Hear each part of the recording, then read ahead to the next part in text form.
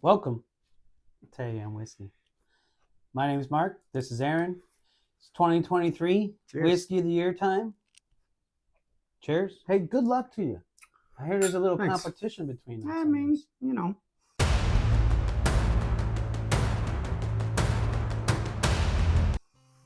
If you haven't seen the previous video, our Whiskey of the Years, we decided that we were going to go mano y mano.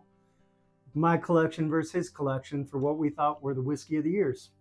Excellent. So what we did was we blind poured all of these, assigned a random number to them, put them in sample bottles, drank them, and we each gave a score of 1 to 100. And today we're going to reveal my bottom 5 and Mark's bottom 5. Bottom 5. That's like my worst 5. Yeah, these are the worst of the best right here. All right. Well, these are going to get a little bit out of order, probably.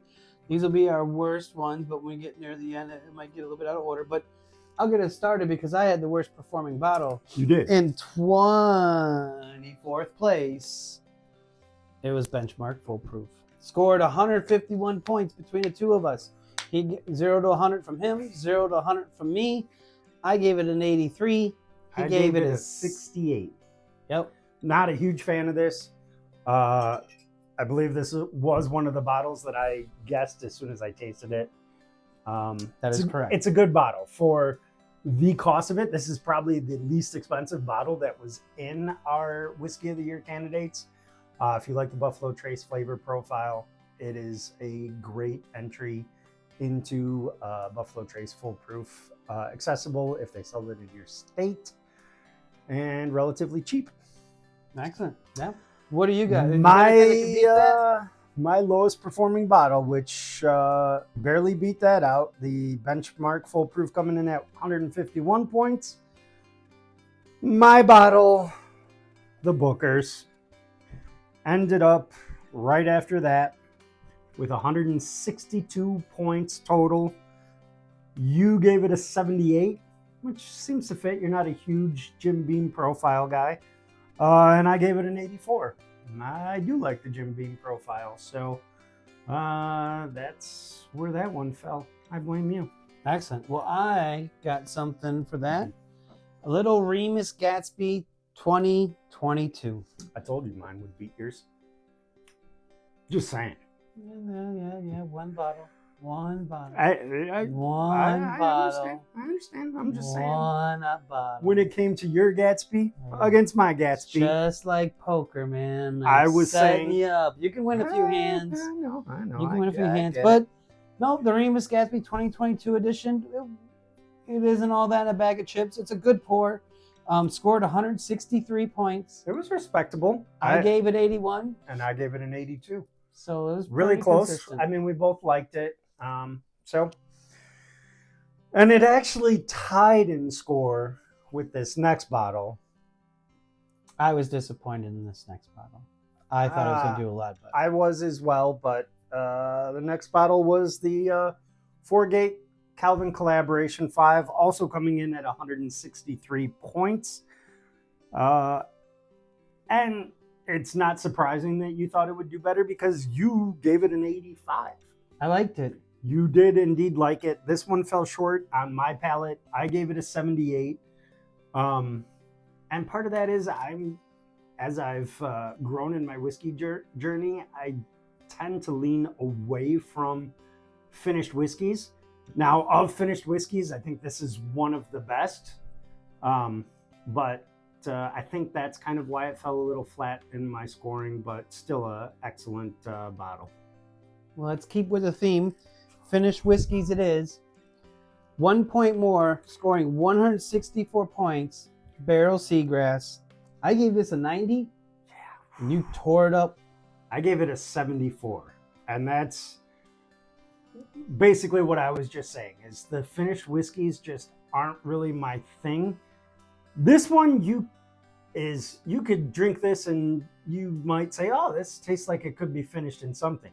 You drink this, you know it's finished in something, which is why it did not do so well for me. Still a good bottle, not one that I would reach for on a everyday thing. That I think was the lowest score for me in this. Yeah, it was.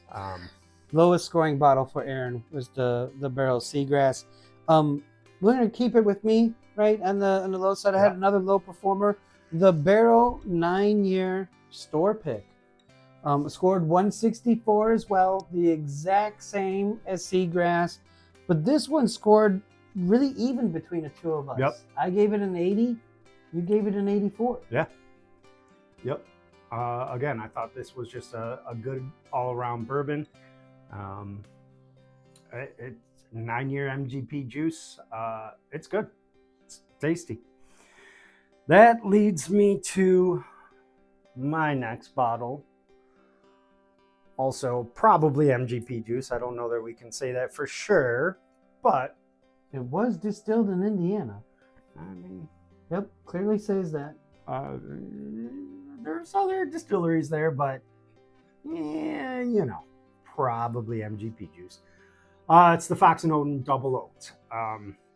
Tried this, was pleasantly surprised by it. I think it's one of my favorite double oaks out there. Really good. And that one scored an 83 from him and an 84 from me for a 167. We've made a little bit of a jump. Yep. And as I was talking some smack earlier, I think I'm up again with the next lowest bottle here. And that's my version of the Remus Gatsby. I think we both like this one a little bit better than last year's edition. Again, very good whiskey. This one we can definitely say is MGP or Ross and Squibb. It is their stuff. And I gave this an 85. Mark gave it an 83. Yeah, we both were 2 to 3 points higher on our scores for this version versus the 2022. Ends up being a 6 to 8 point difference. It's just a little bit fuller on the flavors and a little bit more rounded. It's a really good bottle. Yeah. And unfortunately, I think I'm up again. My 5th lowest scoring bottle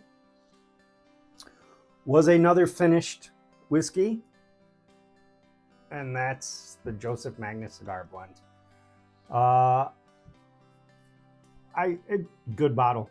Again, this is one where, yes, it's finished, but it's just a hint of that finishing. You taste that, you might not even think it's finished. You get a lot of the bourbon flavor and just a little accent of that finish, which is probably why I gave it an 89. And you were I gave it an 80. Little disappointing with I was. the 80, but I was. Still a respectable 169 overall to finish 5th from last of my collection. 169 for 5th from last? Yeah. Well, I guess I'll put up my 5th from last bottle. It scored 175. Which is actually a little bit better than one of my other bottles. But since we're doing, the little competition thing, this was his 5th lowest scoring bottle. Jack 10. Came in at 175 points. 88 for me. 87 for me. Both of us liked it.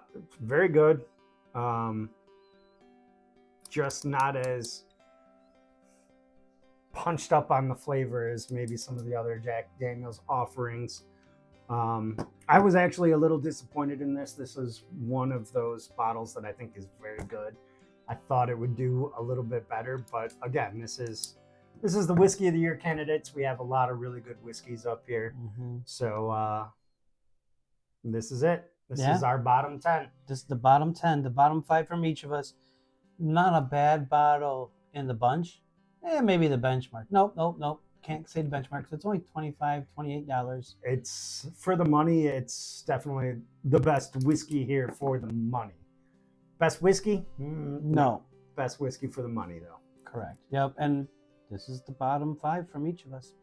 Thank you, everyone. Don't forget to like, subscribe, keep the whiskey flowing. Have a great night. Cheers.